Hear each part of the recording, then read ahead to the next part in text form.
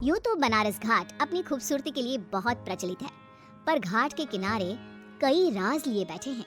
ये कहानी शुरू होती है बनारस के घाट के पास बने ममता निवास से, जहाँ प्रिया लाल जोड़े में ममता के घर उसकी बहू बनकर आती है। आओ आओ बहू, घर को अपने पैरों से पवित्र करो। ममता घर की दहलीज पार कर ही रही होती है कि अचानक एक बहुत गंदी सी बास पूरे घर में फैल जाती है।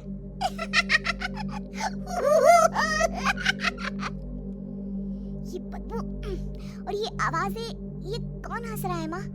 अब ये पड़ोसी ना हमारे थोड़े अलग से है। कहाँ हम शाकाहारी और ये मांस मच्छी खाने वाले। छोड़, तू ध्यान मत दे और गृह प्रवेश कर। और हाँ बहू, अपनी सास की एक बात हमेशा याद रखना, इन पड़ोसियों से तो कभी बात नहीं करेगी। अच्छे लोग नहीं है ये। अपनी सास की ये बात मानेगी ना बेटा? हाँ माँ, जो आपकी मर्जी, मैं उनसे बात नहीं करूंगी।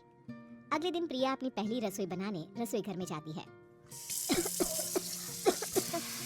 ये छोकी बात तो नाक में जा रही है। एक काम करती हूँ, खिड़की खोल देती हूँ।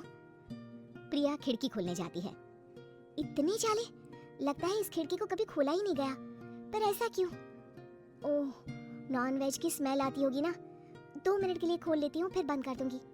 प्रिया खिड़की खोलती है। खिड़की खोलते ही उसकी नजर सामने वाले घर की खिड़की पर पड़ती है, जहाँ एक लड़की खड़ी होती है। हाथों में मेहंदी, लाल रंग की साड़ी, बिल्कुल सजी धजी, मानो प्रिया की तरह ही वो भी नई नवेली बहू हो। वो प्रिया को देखकर मुस्कुराती है। हे भगवान, माँ ने तो इनसे बात करने को मना किया था। प्रिया फौरन ही खिड़की बंद कर देती है और तवे पर चढ़े रोटी की ओर देखने लगती है, पर वहाँ रोटी न होकर मछली पड़ी होती है। ये क्या? पहली ही रसोई में इतनी बड़ी गलती। हे भगवान, अब मैं क्या करूं? प्रिया बहुत डर जाती है और फौरन रसोई की सफाई करने और फिर सभी के लिए खाना बनाने लग जाती है। जब वो सबको खाना परोसती है, सब तो ठीक है, मैं बेकार में चिंता कर रही थी। हे भगवान, ऐसे ही बस अपनी कृपा बनाए रखना। रात के वक्त जब सब सो रहे होते हैं, तब प्रिया को पायल की आवाज सुनाई देती है, जिससे उसकी आंख खुल जाती है। ये पायल की आवाज कहाँ से आ रही है? प्रिया उठकर उस आवाज के पीछे छत की सीढ़ियों तक जाती है। तभी उसे बच्चे के रोने की आवाज आती है। प्रिया छत पर जाती है तो क्या देखती है? वही लाल साड़ी वाली लड़की अपनी गोद में एक नवजात बच्चे को घुमा घुमा कर सुला रही है। तभी प्रिया की नजर उसके पेट पर पड़ती है। ओह गॉड, ये तो प्रेग्नेंट भी है। सुनिए, बच्चा सो नहीं रहा है क्या? मैं कुछ मदद करूं? नहीं नहीं, आपके घर वालों को अच्छा नहीं लगेगा, मैं संभाल लूंगी। स्नेहा की गोद से बच्चा हाथ मारकर प्रिया की गोद में आने को छटपटाने लगता है। दोनों घर अगल बगल में बने होने के कारण प्रिया उस बच्चे को गोद में ले लेती है। प्रिया के पास आते ही वो सो जाता है। बच्चे का वो स्पर्श रात भर प्रिया भूल नहीं पाती और अगली सुबह वो छत पर कपड़े सुखा रही होती है। तभी उसे एक औरत इशारा करके बुलाती है। स्नेहा कह रही थी बाबू तुम्हारी गोद में आते ही सो गया। मैं गौरी, स्नेहा की माँ हूँ। बहू, घर आना, बाबू को खिला भी लेना। शाम को जब घर पर कोई नहीं रहता, बच्चे से मिलने के लिए प्रिया छिपकर अपनी पड़ोसन के घर चली जाती है और कुछ देर बच्चे को खिलाकर वापस लौट आती है। इसके कुछ दिन बाद ही प्रिया को पता चलता है कि वो माँ बनने वाली है। ममता की खुशी का ठिकाना नहीं रहता। माँ जी, पता नहीं क्यों उल्टी आ रही है। प्रिया भागती हुई वॉशरूम में जाती है तो हरे और लाल रंग की उल्टी करती है। उस उल्टी में से कीड़े निकलते हैं। ये क्या? खून और ये कीड़े! माँ! माँ!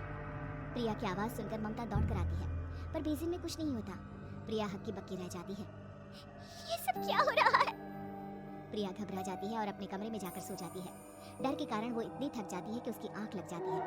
तब उसे ऐसा लगता है उसके पेट पर मानो कोई बैठा हुआ हो। कौन हो? प्रिया के पेट पर एक 5 महीने की बच्ची बैठी हुई थी, जो बुरी तरह जली हुई थी। माँ, तुम ही मुझे लाई ना अपने पेट में? मैं तुम्हारी माँ नहीं हूँ। कौन हो तुम? माँ, देखो मैं जल गई बुरी तरह से। 6 महीने पेट में रहने को भी मुझे नहीं मिला। सहला दो ना माँ। बचाओ! बचाओ! माँ! ममता दौड़कर कमरे में आती है। प्रिया की बातें सुनकर वो सब समझ जाती है। तू कहीं बगल वाले घर में तो नहीं जाकर आई ना बहू? मुझे माफ कर दो, मैं गई थी माँ। उस घर में सब मरे हुए हैं बहू। कई साल पहले स्नेहा उस घर में बहू बनकर आई थी। कुछ ही दिन में वो एक बच्चे को जन्म देने वाली थी। पूरा घर बच्चे के आने की खुशी में खोया था कि एक दिन अचानक उस घर में आग लग गई। सब बुरी तरह जलकर मर गए। गौरी आज भी दादी बनने का इंतजार कर रही है और इसीलिए स्नेहा ने अपना अजन्मा बच्चा तुम्हारी कोख में डाल दिया। ममता ये कह रही होती है कि पीछे से उसके पैरों को एक बच्चा पकड़ लेता है। माँ, स्नेहा की गोद में यही बच्चा था। ये बच्चा कौन है फिर? तेरी मौत है। तेरी भी दादी। जिस चीज का ममता को डर था वही हो गया। ममता निवास के ऊपर मौत ने चादर बिछा दी थी। प्रिया का पेट ऐसे बढ़ जाता है मानो 9 महीने का हो। 2 हाथ उसके पेट से बाहर निकलते हैं। बहू, संतोष को फोन कर, किसी पंडित जी को बुला बहू। प्रिया का पति भागता हुआ घर आता है। ये तो होना ही था माँ। तेरा पाप तेरे सामने आ गया तो तू सह नहीं पा रही है। स्नेहा घर में आग लगी नहीं थी, माँ ने लगाई थी, प्रॉपर्टी की लालच में। और वो बच्चा मेरी पहली पत्नी का बच्चा है, मेरा बेटा, जो कि उस आग की चपेट का शिकार हो गया था। मैंने तुमसे ये सब माँ के कहने पर छुपाया था। मुझे माफ कर दो प्रिया। तुम अगर चाहो तो यहाँ से जा सकती हो। मैं तुम्हें किसी भी बंधन में रखना नहीं चाहता। मेरी शादी हुई है आपसे, मैं आपको छोड़ नहीं सकती, पर उससे पहले हमें स्नेहा, उसकी माँ और बच्चे की आत्मा की शांति करवानी होगी। संतोष और ममता गौरी के घर जाते हैं। अंदर सब कुछ जला हुआ होता है। जमीन पर जली हुई लाशें बिखरी हुई थी। ममता रो रो कर अपनी करने की माफी गौरी से मांगती है। प्रिया स्नेहा के घर वालों का अंतिम संस्कार करवा देती है और ममता निवास फिर से आत्माओं के साए से मुक्त हो